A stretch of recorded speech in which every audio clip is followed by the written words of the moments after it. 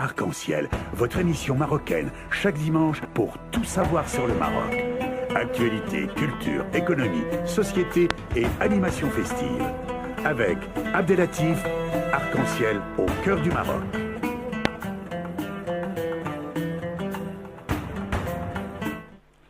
Bonjour à toutes et bonjour à tous et bienvenue dans l'émission Arc-en-Ciel sur Radio Pluriel.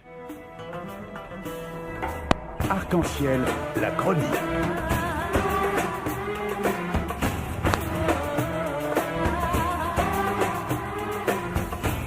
Arc-en-Ciel info.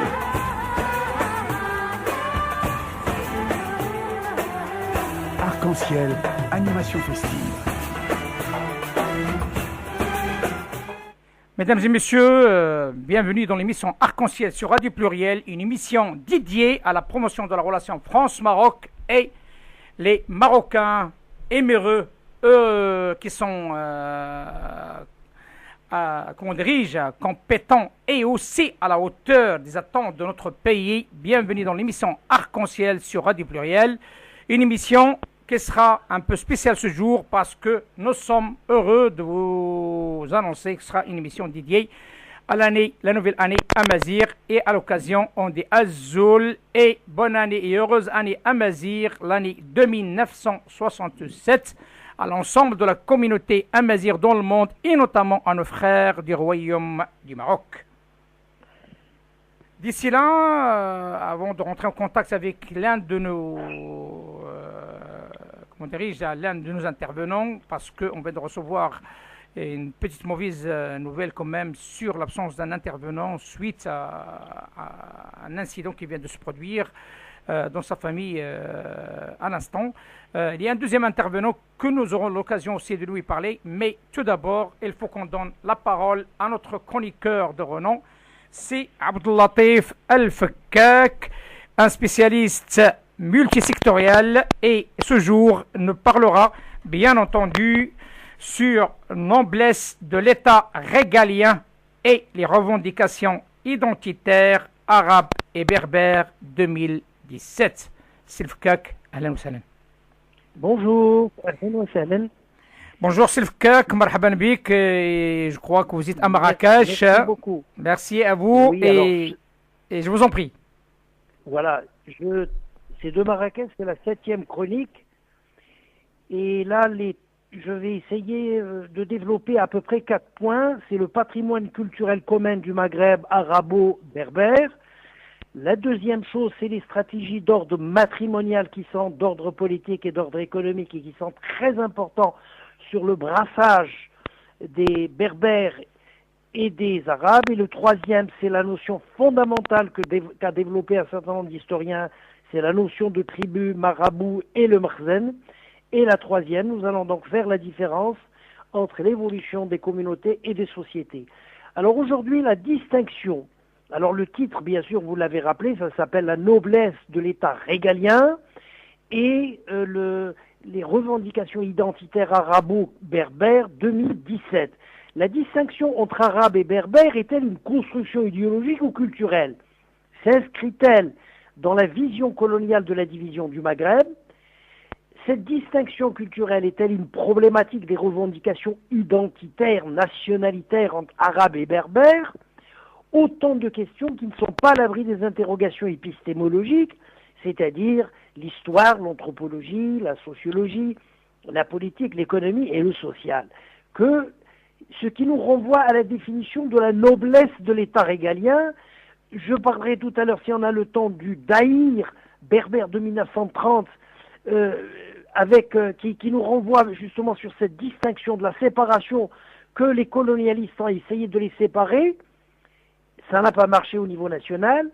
Le choix de la langue, le Tifani, qui véhicule un mode de pensée, qui véhicule un mode de raisonnement, qui véhicule aussi une culture berbère comme un patrimoine d'un capital symbolique et immatériel qui n'a pas de prix pour le Maroc, qui n'a pas de prix pour le Maghreb, mais qui a de la valeur politique pour avoir fait le construit de ce que l'on appelle un état de noblesse, des états de noblesse du Maghreb. Alors pour Bourdieu, qui est un grand professeur du Collège de France, et qui disait, je cite, parce que c'est son expression, La noblesse d'État dispose d'une panoplie sans précédent des pouvoirs économiques, des pouvoirs politiques, bureaucratiques et même intellectuels, et de titres propres à justifier son privilège, titre d'école, titre des propriétés, titre de noblesse, et l'héritière structurale et parfois généalogique de la noblesse de la robe, de l'État, et pour se construire comme tel, contre d'autres espèces de pouvoir, a dû construire un État moderne de toutes les mythes républicains, méritocratiques, école libéraliste et le service public. Fin de citation. Donc le patrimoine commun du Maghreb entre Arabes et Berbères, c'est que le Maghreb est composé de plusieurs ethnies, de tribus autour des marabouts et du Makhzen. Il n'y a pas de différence culturelle entre Arabes et Berbères. Cependant, pour des raisons coloniales, il y a une distinction politique qui a été faite par la France coloniale et protectrice en Afrique du Nord pour diviser, sinon libaniser, à travers les religions, à travers des pratiques ancestrales ou proto-ethniques du Maghreb. Telle était la réponse de certains Maghrébins dont ils ont été sollicités pour donner leur avis politique sur cette discrimination qui existe envers la population berbère et je dirais aussi une minorité arabe. Et certes, il y a une arabisation des berbères et une berbérisation des arabes, ou comme disait dans un contexte culturel et historique plus général, regroupant les concepts mkhzen, tribu et marabout, Laroui disait dans une excellente phrase, il y a une islamisation des marabouts et il y a une maraboutisation de l'islam, et aujourd'hui on ne sait plus exactement où est le fil d'Ariane, qu'est-ce qui est de l'ordre du berbère et qu'est-ce qui est de l'ordre de l'arabe. Et aujourd'hui, il faut il est difficile de distinguer méthodologiquement parlant ce que Laroui appelle de séparer l'ordre du culturel arabe et l'ordre du culturel berbère. Et ce n'est pas une cohabitation des cultures, des modes de vie, c'est un mixage communautaire de plusieurs ethnies, de l'ordre de 720 tribus au début de 1912, tribus marabouts, ethnies avec des langues locales différentes, réduites aujourd'hui, bien sûr, schématiquement, entre 5 proto-ethnies mélangées avec le développement des villes et des régions pacifiées, sécurisées entre ce qu'on pourrait appeler schématiquement, mais c'est réducteur, les Soussis, les Fassis, les Badaouis, les Bédaouis et les Alaouis. Du nord au sud, de l'est à l'ouest, avec plusieurs langues locales et cultures sous la protection commune de la noblesse de l'État régalien, que l'on ne met pas le timbre, l'hymne national, l'effigie du roi sur la monnaie, la sécurité qui ne sont pas à remettre en cause, mais on peut décentraliser les régionalisations, et si vous avez une spécificité raciale, culturelle ou technologique au niveau de la gestion, ben prenez la région, on vous donne la liberté totale. Et il est normal qu'il y ait des frondes identitaires, des révoltes d'ordre culturel, voire des revendications économiques dans le cadre à la fois de la démocratie pluraliste, pour tous c'est la méritocratie de la régionalisation, pour chacun des identités culturelles régionales ou régionalistes. La problématique est résolue avec le Maroc des régions avec 4 points fondamentaux.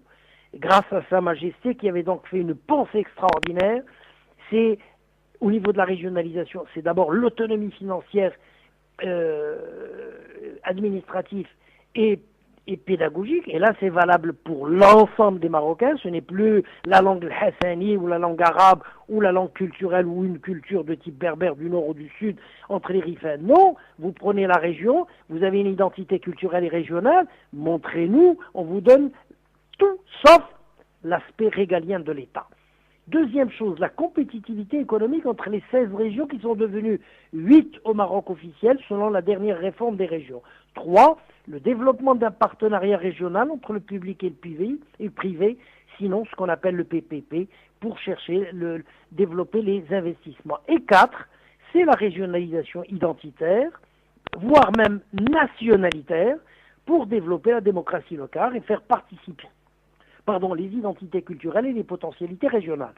Or, selon les experts orientalistes, les conquérants arabes du IXe siècle ont été peu nombreux et que la plus grande majorité des Maghrébins sont d'origine berbère. Certes, personne ne remet ça en cause, bien que la plupart soient devenus arabophones, et plusieurs tribus berbères ont été arabisées de force ou de loin, et les experts sont en effet d'accord sur le fait qu'il n'y a pas eu de migration de masse du Moyen-Orient dans l'Orient. Les Berbères sont donc présents au Maghreb depuis presque 5000 ans. Et cette communauté s'étend géographiquement sur une vaste région allant de la frontière égypto-libyenne, de l'Est jusqu'à l'océan Atlantique, de l'Ouest au Maroc.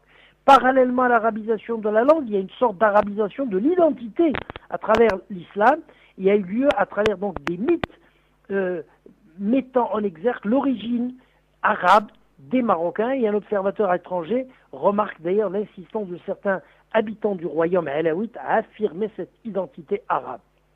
Moulay Idriss, descendant de Ali, genre du prophète Mahomet, est venu d'Arabie et il s'installa dans la région de Meknès, donc au 8e siècle, et c'est grâce à lui que les Marocains aujourd'hui, musulmans et arabo-berbères, beaucoup plus tard les Alaouites fondèrent au XVIIe siècle la dynastie qui règne à ce jour, les Alaouites. Moulay Ismaïl a été le premier monarque de cette dynastie qui prétend lui aussi descendre du prophète.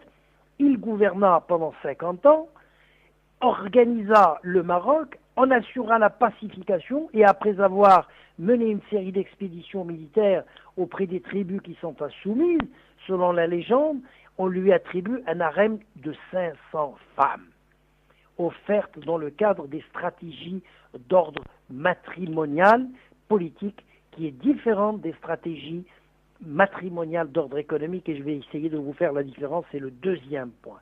Les stratégies matrimoniales d'ordre économique, c'est lorsqu'un individu va se marier avec sa cousine paternelle, pas maternelle, maternelle, pour une raison simple, parce qu'il détourne la loi coranique en prenant une part de son territoire et une demi-part de sa femme, qui est sa cousine, pour avoir un ensemble de territoire. D'où la stratégie économique, stratégie matrimoniale d'ordre économique. Sinon, si elle se marie avec quelqu'un de l'extérieur, il risque de venir y habiter avec eux. La stratégie, par contre, d'ordre matrimonial, c'est lorsque le roi faisait une harka et on lui offrait des femmes nubiles, jeunes, et il en avait, comme Moulay Ismaïl, 500 femmes. Donc il n'y a pas de dot, il y a des conditions khazaniennes pour qu'elles rentrent, et là, il y a toute une stratégie. C'est la femme qui aura l'enfant, le premier, primogéniture, comme disent les Grecs, c'est lui qui va être le roi. Alors vous imaginez la séduction des 500 femmes pour avoir le premier enfant mâle. Et là, il est très important, quand le premier, vous savez qu'on ne donne jamais le nom à quelqu'un lorsqu'il est d'un grand-père, il est vivant. Il doit mourir. Et c'est à ce moment-là qu'on fait le rappel. Lorsqu'on dit, par exemple, à un enfant qui prend le premier nom de Mohammed, eh bien, l'enfant va avoir un privilège particulier. D'abord, il porte le nom du prophète. Secondo, il porte le nom de son grand-père. Et donc, il a une éducation tout à fait privilégiée par rapport aux autres. Mais quand il y a un deuxième frère ou une autre femme avec le même roi, mais comme il y a 50 femmes ou 60, et un autre enfant qui peut naître, alors là, le Mohammed est déjà un nom qui est déjà réservé, qui est parti. Alors c'est là où il y a la transformation. Mohammed, Hamidou, Mamadou, Hamida, Mohamed Ali, avec les combinaisons. Quand c'est une femme, Khadija, Khadouj, Khadidij, et quand c'est saturé, on mettra deux noms, Fatim Zahra, pour avoir cette odeur, ou pour avoir cette baraka, de faire le rappel historique, et c'est pour ça qu'on appelle une stratégie patrimoniale,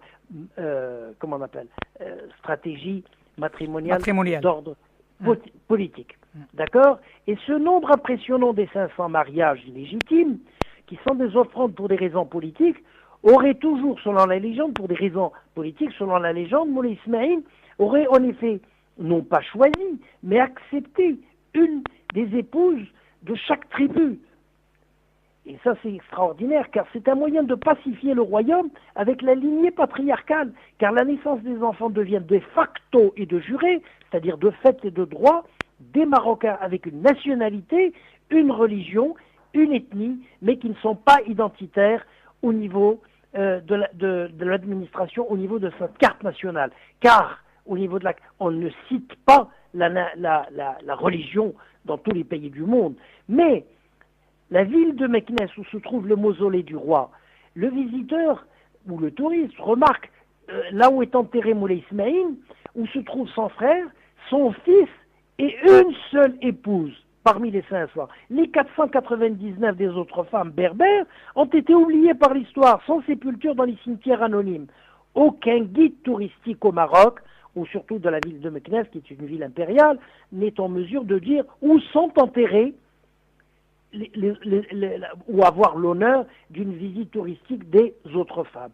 Outre la pacification donc du royaume, l'une des explications de ce mythe tient également à une volonté d'introduire du sang arabe au Maroc.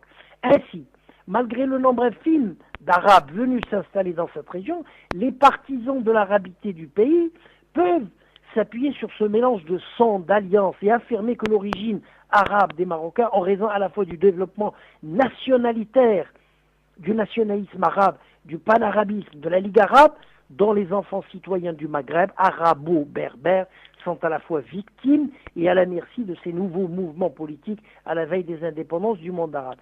Fort de ce mythe, le Maroc, lors de l'indépendance de 1956, proclame fort et haut son identité arabo-berbérité. L'arabité, et qui est alors qui a le vent en poupe, est considérée comme un facteur d'unité, une diversité culturelle, comme une source, mais pas comme une source de division. Pendant plusieurs décennies, les spécificités berbères furent écrasées, mais écartées au nom de l'arabité en raison de deux coups d'État dans 71 et 72, organisés par des milieux d'origine berbère, ce qui était en particulier assez particulier au Maroc, et cependant leur marginalisation, sinon leur rejet, voire leur mise en quarantaine, fut une pratique d'ailleurs courante au Maroc, voire dans d'autres pays dits à dominante arabo-musulman, dans la diversité des ethnies tribales et maraboutiques. Et cette pression pyramidale de la hiérarchie despotique et dictatoriale des États arabo-islamiques va créer des germes de la destruction de leur propre, avec le réveil berbère des années 1980. D'abord, il y a eu 1930 sur le berbère, mais j'y reviendrai. Mais les années 90 au Maroc et en Algérie, avec des revendications de l'identité berbère, le 5 août 1991, plusieurs associations réclament publiquement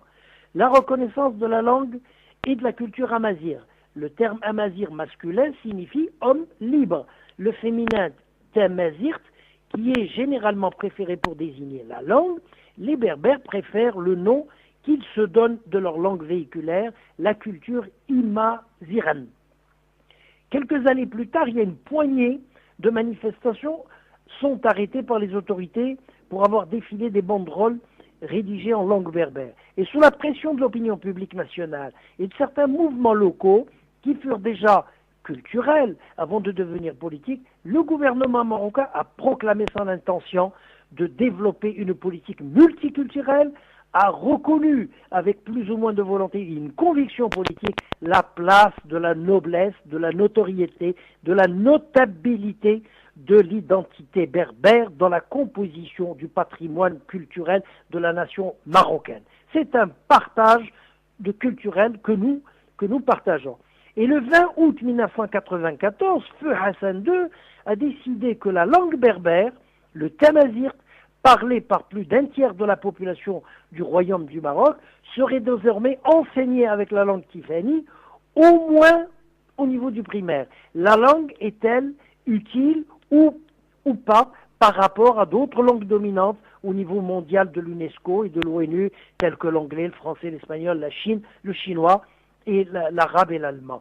C'est une autre question, car la langue berbère est un patrimoine de l'ensemble des Marocains arabo-berbères qu'il faut faire revivre au risque d'avoir des petits problèmes d'ordre identitaire.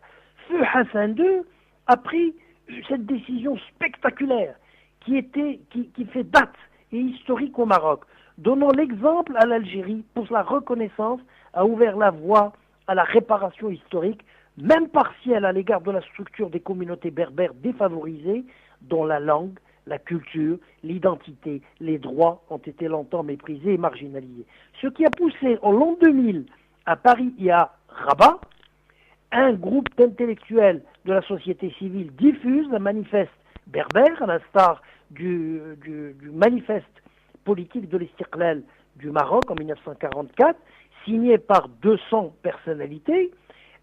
À ce titre, le manifeste berbère qui réclame à nouveau la réhabilitation de la langue, la culture, l'identité berbère, a été soumis au porte-parole du nouveau roi Mohamed VI. Et en 2001, juste une année, le monarque signe un décret qui a créé l'Institut royal de la culture amazigh, l'IRCAM, que dirige avec brio un de mes amis, le président de l'Institut, Si Ahmed Boufous, sans aucune tension identitaire. Son rôle consiste à conseiller le souverain sur tout en ce qui concerne l'identité berbère et la culture amazigh, et sa priorité aujourd'hui est d'accompagner la mise en place de l'enseignement du tamazigh dans les écoles secondaires et primaires et secondaires.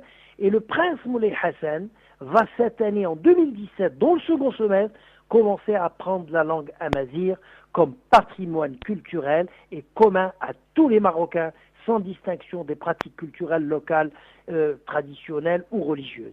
Cette reconnaissance de la noblesse de l'État, qui illustre ainsi le choix politique de la société de transition démocratique, pluraliste, de l'édification de l'État de droit, non pas de passe-droit des ethnies culturelles, des ethnies ou des tribus ou des marabouts, la transition également des sociétés énergétiques, la transition des sociétés numériques. Il s'agit dans ce cas de figure d'une sorte d'interaction entre des propositions faites par la société civile selon les valeurs de la démocratie ou en Amérique, analyse par l'auteur et français Alexis de Tocqueville d'une part et le pouvoir central de la noblesse de l'État d'autre part. Actuellement, les associations amazigh réclament que la monarchie aille plus loin. Elles demandent la reconnaissance officielle de la langue berbère dans la Constitution, ce qui fait que dans la dernière réforme de l'État et constitutionnelle, au même titre que l'arabe, au même titre que la langue hassaniya et le tamazigh, en faisant valoir que 40% des Marocains sont berbérophones. En attendant sa pleine réhabilitation, la berbérité enrichit l'arabité, s'affiche comme une culture, non pas comme un manifeste politique des séparatistes, au même titre que le Polisario, ou en Espagne l'État, ou en France les indépendantistes de la Corse. La population s'organise à travers des associations sociales, culturelles, de plus en plus nombreux, alors que les festivals de musique amazigh attirent un public croissant dans le Sousse, dans le Rif, dans l'Est, l'Ouest du Maroc et à Oujda. Troisième point à développer, c'est la notion de tribu, marabout et marzen. Alors la distinction entre ces deux structures, ou trois, s'appelle entre communauté d'ordre culturel et l'autre, c'est ce qui va constituer ce qu'on appelle l'édification de l'État, l'état de noblesse, ou un projet de société en mesure d'aboutir à l'édification, je dirais, d'une démocratie pluraliste, dont le code politique au Maroc, la constitution elle-même marocaine, dernière version, 2011, interdit le régionalisme des partis, interdit l'ethnicité des partis, interdit le communautarisme des partis, basé sur les interprétations religieuses sectaires ou le mythe plus légendaire que réel, avec les risques de certaines associations indépendantistes de jouer des virus dans des sociétés stables politiquement, telles que le Maroc dans le monde musulman et qui fait exception. Les citoyens arabo-musulmans du Maroc sont-ils l'expression et le reflet de l'image de la société marocaine? L'interrogation ne relève pas de la simple curiosité socio-historique, car la noblesse du royaume de l'État porte l'empreinte indélébile de l'enfance et de l'adolescence de la pluralité des cultures et les dons de l'histoire des cultures locales et régionales. Qu'il reconnaît, le Maroc subit l'influence des pratiques ancestrales des institutions en l'occurrence le mrzanisme, le tribalisme et le marabisme. Marabout, tribu, mrzan sont trois réalités sociologiques et marocaines inséparables qui doivent leur profonde originalité dans le milieu dans lequel ils se développent. Et ce milieu qui est caractérisé par ces trois unités de type économique opératoire, même si elles essaient de rattraper les sociétés occidentales, ne peuvent se détacher des barreaux de l'histoire et un mode de raisonnement qu'on appelle non évolutif, non prométhéen. Il est difficile méthodologiquement aujourd'hui de séparer le tribalisme du maraboutisme, et celui-ci passe par l'intermédiaire des organisations de celles-ci.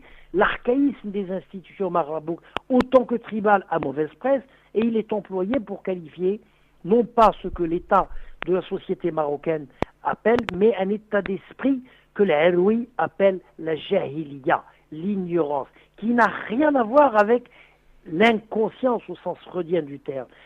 Cette notion de jahiliya, c'est l'imperméabilité à l'expérience, c'est l'insensibilité à la contradiction, c'est l'incapacité de distinguer ce qui est de l'objectif incertain d'un état de droit et la subjectivité certaine, parce qu'on est un spermatozoïde né comme un accident de l'histoire dans une famille berbérophone.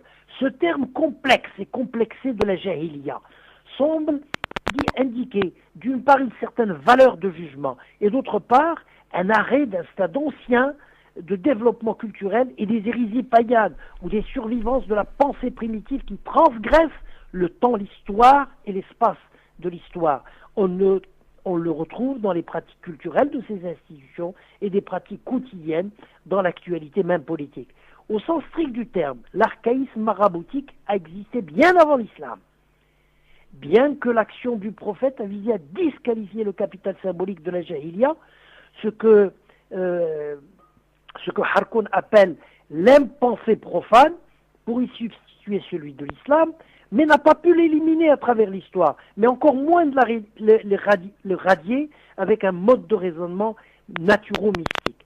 Dans le contexte socio-culturel islamique, la compétition ouverte entre le Coran et la lumière de l'islam et les ténèbres maraboutiques, ou parfois tribales, n'ont jamais cessé de se développer jusqu'à nos jours, et indépendamment du caractère biologique, la jahilisation de la pensée maraboutique, caractérisée par une sorte d'infériorité raciale ou congénitale, le critère de cette analyse que je vous fais dans cette chronique est d'ordre culturel et non pas racial. D'ailleurs, la Grèce antique n'a pas excellé dans le progrès, l'évolution particulière de la technologie, mais elle a préparé le terrain de la pensée rationnelle, remarquable dans les mutations pour l'Occident. Or, même dans certaines sociétés dites historiques, prométhéennes, évolutives, le traditionnalisme caractérisé par un état d'esprit proto-ethnique, clanique, voire familial, tribal, régional, identitaire, joue au niveau des institutions un rôle relativement négligeable dans l'évolution des esprits et dans les modes dans les états de droit. Il est donc extrêmement difficile, dit histoire ou prométhéen, le traditionnalisme est caractérisé par cet état de clanique, et il est extrêmement difficile méthodologiquement d'isoler la société islamique qui est prométhéenne, qui évolue, et la communauté maraboutique ahistorique qui n'évolue pas. Et l'Héroï avait une très belle phrase: il y a eu un syncrétisme, c'est-à-dire un mélange culturel qui a pu se former dans le pluralisme des réalités historiques, bien que l'islam soit contre le maraboutisme et contre le tribalisme, il en tolère l'existence, faute de faire mieux. Merci, Silfkak. Peut-être... oui, enfin, parce que là, il est presque une demi-heure. Merci, Silfkak. Je vous cache pas la vérité, c'est un régal de vous entendre. C'est un régal aussi pour nos auditeurs et auditrices qui nous écrivent et en même temps qui nous parlent souvent par téléphone. C'est une valeur ajoutée de l'émission Arc-en-Ciel. Le chroniqueur, c'est Abdelatif Elfkak, qui est Rani Al-Tarif. Donc, ce qui est important, c'est que la culture amazigh est partie intégrante de la culture marocaine et c'est une richesse. Il s'agit d'une richesse inestimable pour le royaume du Maroc. C'est ce qu'on appelle la noblesse de l'État, un capital symbolique immatériel qui n'a pas de prix, mais qui a une valeur politique de nous rassembler dans un État régalien. Vous pouvez faire ce que vous voulez en dehors des structures sécuritaires de l'État. Voilà. Le reste, en France ou ailleurs, c'est du folklore, c'est la danse du ventre. Vous pouvez en faire, ça rentre dans la logique de la démocratie. Exact. La démocratie, c'est la légalisation du conflit. Exact. إلى اللقاء سي الفكاك. بارك الله عليك. Merci beaucoup. Au revoir. Au revoir.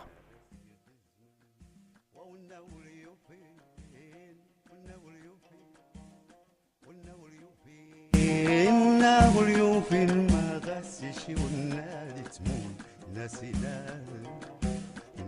ناس ما يريد داس يجي الزمن والناور يوفي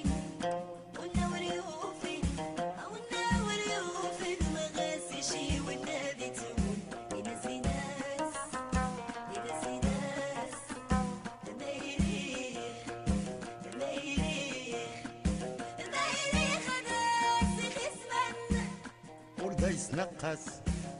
وردا يسنقص صار غاس الشي بإخوان ناسي ناس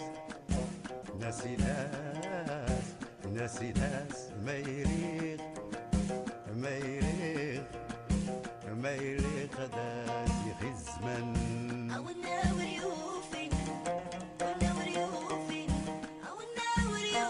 ما غاسش والنادي تمون ينسي ناس. Il s'agit d'une richesse, inestimable pour le royaume du Maroc. C'est ce qu'on appelle la noblesse de l'État, un capital symbolique immatériel qui n'a pas de prix, mais qui a une valeur politique de nous rassembler dans un État régalien. Vous pouvez faire ce que vous voulez.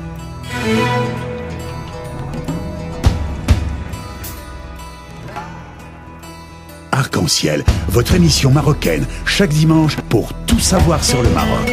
Actualité, culture, économie, société et animation festive. Avec Abdelatif, Arc-en-Ciel au cœur du Maroc.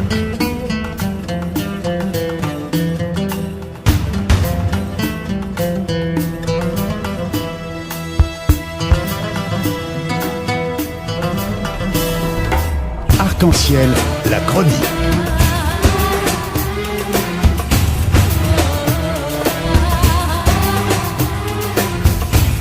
Arc-en-Ciel info.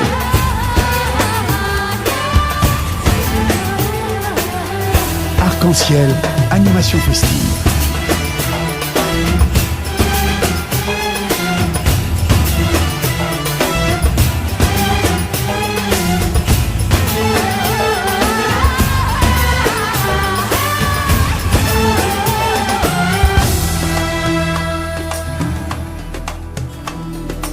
Arc-en-Ciel au cœur du Maroc.